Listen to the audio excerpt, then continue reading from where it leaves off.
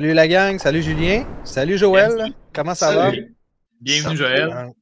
Ben oui, on a un invité aujourd'hui. Comment ça va? Ça va bien, là. Travaillé à matin un peu, puis fini à 11h. Ah bon, fait que t'as eu le temps de te Excellent. préparer pour le show. Ah C'est ouais, un bon, j'ai tellement un bon préparé. timing pour sauter avec nous autres aussi après. Ouais. Normalement, je finis à 2h, mais aujourd'hui, c'était spécial un peu. Parfait. Bon, c'est parfait. Fait que, grosse, c'est pas une nouvelle en fait, c'est un truc qui nous a pris par surprise la semaine passée. Le Minnesota qui fait un truc qu'on n'avait pas vu. Moi, j'avais jamais vu ça en fait C'était la récemment. deuxième fois En de fait. l'histoire de la NHL. Oui. Wow, ok, c'est ça. Fait que c'est ça, tu vas pouvoir un peu plus nous guider là-dessus, là, mais il est arrivé quelque chose d'inusité. Puis là, nous a amené à se poser des questions sur des règles spéciales ou des règles inusitées qui sont soit carrément jamais appelées ou qui sont dans le livre de règlement, puis de temps en temps, les arbitres vont les invoquer. Puis la première chose, peut-être, Julien, tu peux nous faire un peu un résumé de ce qui s'est passé avec Minnesota. Puis par la suite, Joël, peut-être nous dire un peu l'autre équipe à qui c'est déjà arrivé. Oui, l'autre Ah, situation. je l'ai pas, je pense. Ben Ah, là, OK, bon, écoute, on te laisse le temps. Si jamais là, tu l'as pas, c'est pas grave. mais grosso modo, ce qui s'est passé, là, c'est un match contre les Prédateurs de Nashville et puis le Wild du Minnesota. Donc, on arrive en prolongation. Il y a un bon 2-3 minutes de la prolongation qui se joue tout à fait normalement. Et puis là, à un moment donné, on a Kirill Kaprizov qui garde la rondelle plus longtemps, qui allonge sa présence sur la patinoire aussi. Ça faisait déjà une bonne minute qu'il était là. Et puis garde contrôle de la rondelle. Et là, on voit Marc-André Fleury partir au banc. En faveur.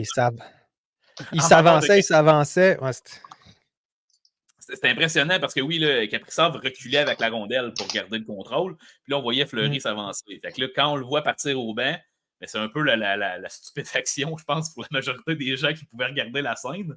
Donc, on embarque un quatrième attaquant. On tombe à 4 contre 3 en prolongation avec le filet désert. Et, bon, ça a pris quelques secondes. Une passe transversale à Matthew Boldy qui décoche sur réception. Et puis, le but est marqué. On part avec la victoire et avec le 2 points. Mais, là, je vais laisser la parole à Joël. Qu'est-ce qui aurait pu se passer si jamais on n'avait pas marqué et la rondelle était retournée en faveur de Nashville? Qu'est-ce qui aurait pu se passer à ce moment-là? C'est pas si la rondelle retourne à Nashville, c'est s'ils se font scorer. S'ils perdent le match en prolongation, ils perdent leur point. Puis ce qui est intéressant là-dedans, c'est que pourquoi Minnesota ont fait ça, c'est qu'ils ont besoin de chaque point possible pour espérer faire les séries. Vraiment. Pour dépasser toi les Golden Knights ou les Kings, je pense en ce moment qui sont en wild card. En plein ça. Fait que lui, il s'est dit, si j'ai pas ce point-là, la course est terminée. Le pari a été payant.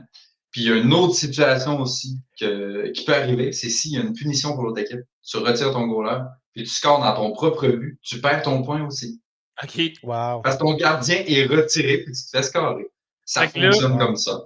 Je veux juste aider les gens à visualiser. Là, je vais utiliser un vieil exemple. Là, fait que excusez-moi les plus jeunes, là, peut-être. Là, mais un Ryan O'Byrne, si tu avais enlevé ton gardien de but, tu aurais enlevé le point. C'est ça, Joël? Est-ce que je comprends? En prolongation. C'est ça. Ouais, en prolongation. Toujours. Oui. En prolongation. Si tu enlèves ton goaler pour n'importe quelle raison, parce que c'est pas spécifié dans le règlement que c'est volontairement enlever ton goaler pour un attaquant. Fait que s'il y a une punition, je pense que les arbitres peuvent dire t'as pas ton point. Puis là, je l'ai trouvé la dernière fois que c'est arrivé, c'est en 2017. C'est les Bruins qui avaient fait ça et qui avaient gagné le pari. Et si je me souviens bien, Joël, là, si je me souviens bien, moi, par exemple, parce que j'ai fouillé aussi quand c'est arrivé, j'étais curieux, là, mais ça s'était fait, il restait seulement 2-3 secondes au match pour les Bruins, par contre, je pense. Je ne sais pas. C'est ce qui fait en sorte que le risque était beaucoup moins grand. C'est ce qui a fait la nouveauté avec le Wild, c'est qu'ils l'ont fait à 1 minute 50 restant la prolongation environ. Là. Ouais, ben le Wild, en plus, là, ils ont gagné le dernier match encore. Là, fait que c'est un pari qui a été payant. Ils sont encore dans la course. Puis ça donne du momentum. Ça donne du momentum. Et puis, ce qui est drôle là-dedans, c'est après, Matthew Boldy s'est fait interviewer par la presse dans la chambre. Il se fait demander est-ce que tu savais, toi, que si ça arrivait, vous perdiez le point? Puis il n'était aucunement au courant de cette règle-là. Non, c'était drôle. C'est un peu drôle parce que dans le fond, moi, je me disais, ça les a sûrement propulsés aussi à vouloir scorer le but, mais pas du tout. Ils n'étaient même pas au courant que c'était le cas. C'est quand même assez impressionnant d'un coach de décider d'y aller comme ça. La dernière fois, j'avais vu un coach faire quelque chose d'un peu inusité. C'était Patrick Roy en retirant son gardien à 5 minutes de la fin. C'était comme un peu un des premiers à faire il l'a pas fait. Il n'y a pas un coach qui l'avait fait à 7 minutes de la fin quand il perdait par genre 3 buts. Là. C'était tout pour le tout. Ben oui. C'est un peu exagéré considérant le talent qu'il y a dans chacune des équipes, mais des fois, ça peut marcher, on ne sait jamais. Il passe pour un fou, puis si ça passe, il passe pour le gars le plus brillant du monde. C'est le même que ça marche. Ouais, c'est la prise de risque. Hein, les gens qui n'ont pas de difficulté avec la prise de risque, puis ils n'ont pas de difficulté à avoir l'air fou, justement, c'est souvent ces gens-là qui vont connaître le plus grand succès parce qu'ils n'arrêtent pas de prendre des risques jusqu'à temps que ça soit payant. Oui, exact. Exactement. Puis ça nous amène à d'autres sortes de règlements. Joël, je pense que tu en as un règlement. Oui, il y en a aimé un. Là. Sur les tirs de punition, pas en fusillade, vraiment les tirs de punition. Okay. Avant, il y a, je ne sais pas si tu connais Roger Nielsen. Il a été coach pour les Canucks, je ne sais plus en quelle année. Mais dans le règlement, quand tu avais un tir de punition, c'était pas écrit que le gardien devait absolument garder les buts. Fait que lui, ce qu'il s'est dit, c'est en 1 contre 1, est-ce que c'est un goaler qui est meilleur ou un défenseur? Il a envoyé un défenseur sur la glace une fois. Le défenseur lui peut aller à la ligne bleue pour défendre. S'il fait juste toucher à la rondelle, c'est bon. C'est fait. Fait que le défenseur coupe la ligne de passe. Il l'a fait durant une saison avec la Ligue nationale. Je change ça en disant que dans le règlement que c'est un goaler qui est obligé de défendre le tir de punition. Et son défenseur avait réussi à arrêter les 6 tirs sur 6 dans toute la saison. Ah, mon Dieu! Même le défenseur était mieux qu'un goaler. C'est fou, là. Fait que même en sachant que c'est ça qui risque d'arriver, l'équipe adverse n'était pas en mesure de penser ou de réussir à tirer au but plus rapidement pour empêcher ça. Wow! Ça, c'est drôle. Moi, je l'avais déjà raconté dans le show à Frank, mais c'est ça. On ne voulait pas aller... dans les règles vraiment inusitées, on voulait m'en laisser un peu aussi. Imaginez, là, faites juste imaginer la situation. Là. Il y a un lancer de punition calé contre le Canadien, et là, le Canadien envoie David Savard. Ça peut marcher. C'est sûr que ça fonctionnerait. Il faut juste qu'il touche à la rondelle. C'est sûr que ça fonctionnerait. Premièrement, il garde les buts quasiment mieux que les gardiens qui sont là présentement, au nombre de block shots qu'il fait. Ouais, c'est ça. Et puis de deux, il faut préciser aussi, là, si je me souviens bien, puis là, je parle à travers mon chapeau un petit peu, là, mais les joueurs ne peuvent pas lancer la rondelle dans le filet s'ils n'ont pas dépassé la ligne bleue. Non. Ils doivent dépasser la ligne bleue avant de lancer. Ouais. Donc, en tir de punition, oui.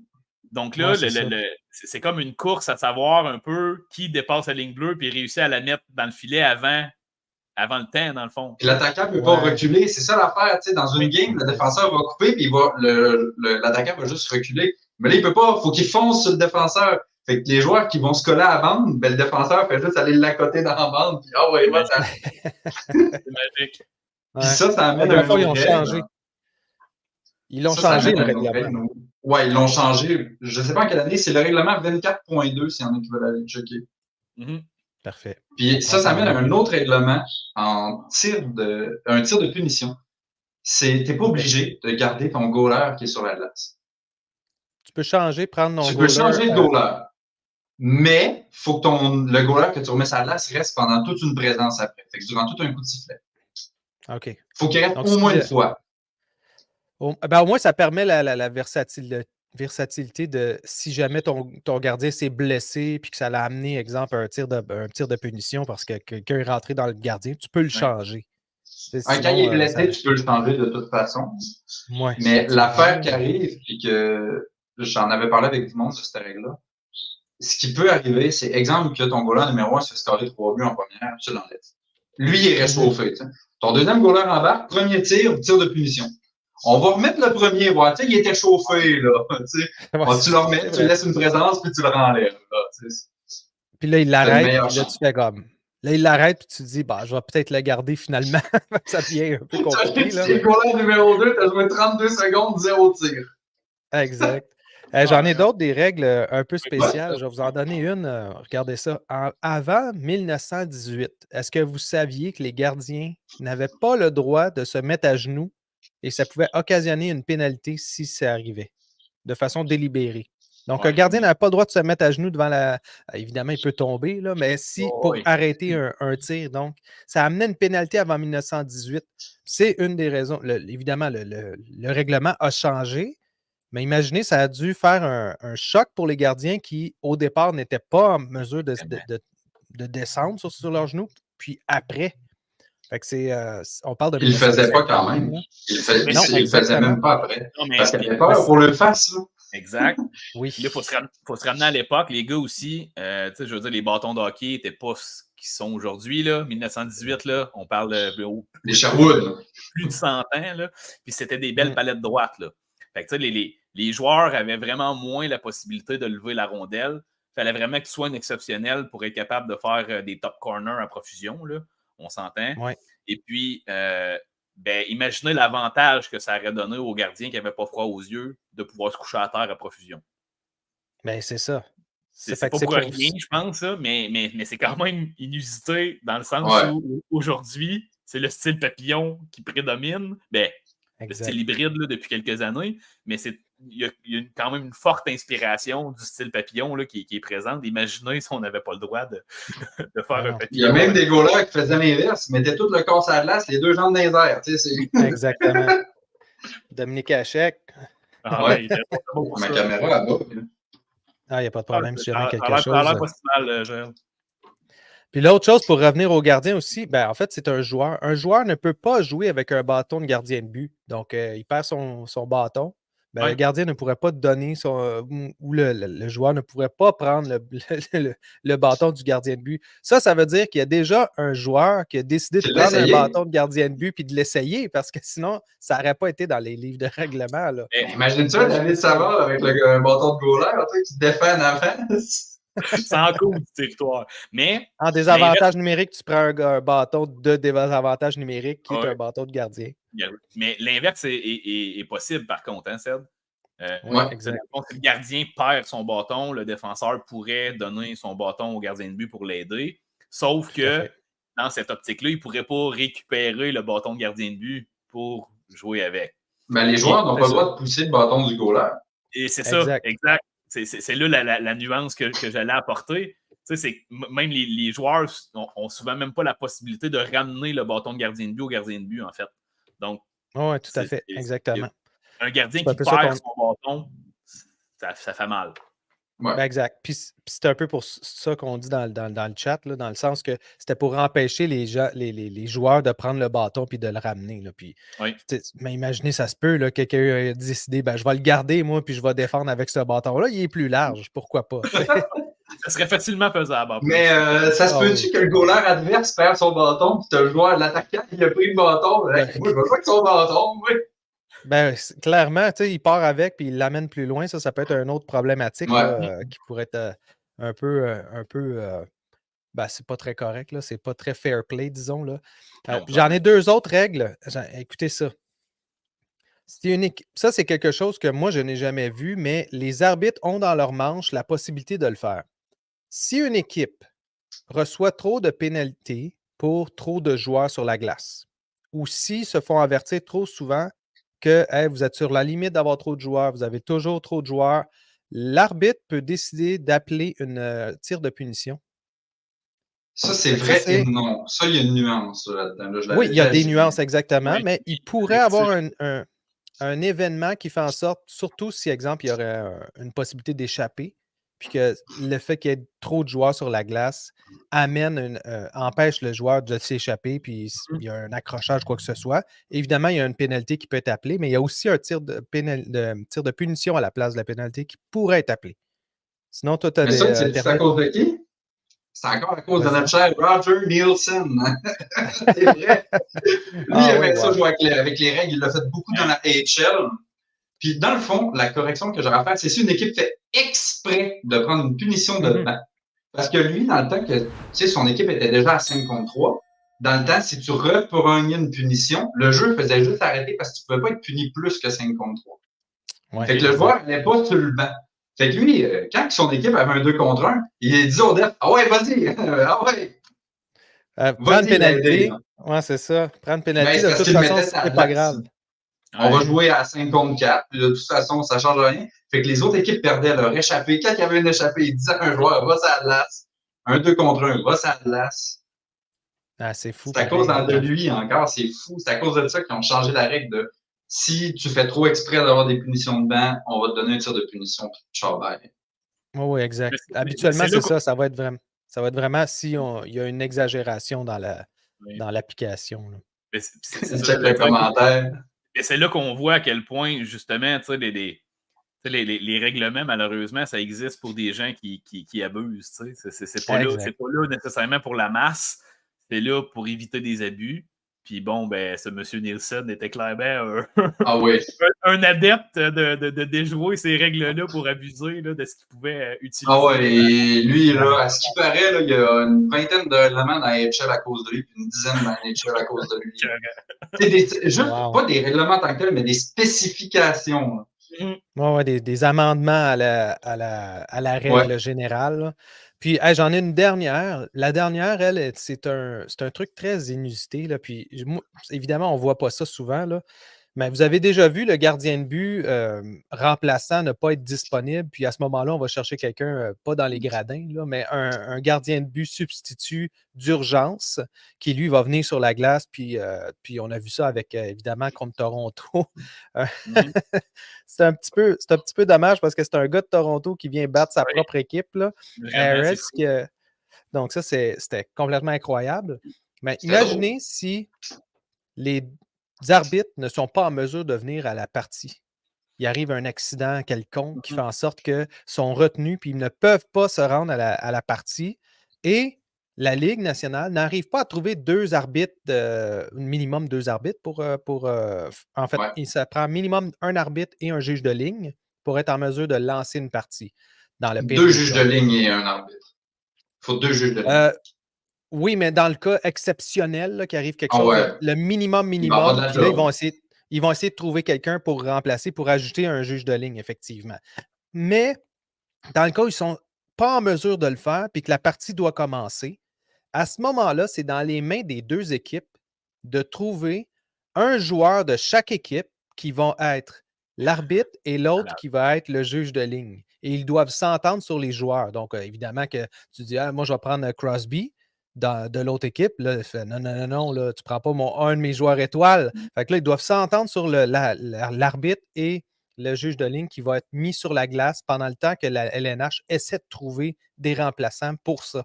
Fait qu'on peut se ramasser avec des minutes de jouer où c'est l'arbitre, en fait, c'est un des joueurs de l'équipe haute et le juge de ligne, c'est un des joueurs de l'équipe adverse qui se ramasse.